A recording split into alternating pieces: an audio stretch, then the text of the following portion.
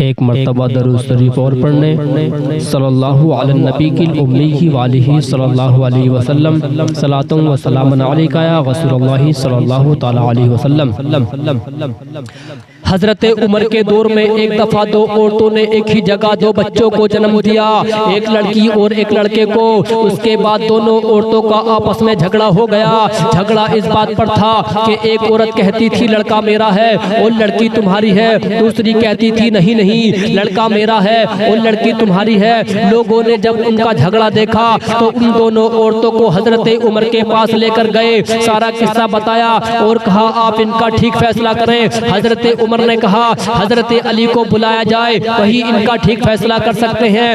جب حضرت علی آئے تو لوگوں نے سارا قصہ مولا علی کو بتایا۔ مولا علی نے فرمایا ان دونوں عورتوں کو ایک ایک چھوٹا برتن دو اور انہیں کہو پردے میں جا کر ان برتن میں اپنا اپنا دودھ لے کر آؤ۔ جب ان عورتوں نے دودھ لا کر دیا، مولا علی نے فرمایا ایک میزان لایا جائے۔ جب میزان لایا گیا تو مولا علی نے اس میزان پر دونوں عورتوں کا دودھ رکھ کر تولا تو ایک کا وزن زیادہ اور ایک کا کم تھا۔ مولا علی نے فرمایا جس کے دودھ کا وزن زیادہ ہے اس کا لڑکا ہے اور جس کے دودھ کا وزن کم ہے اس کی لڑکی ہے۔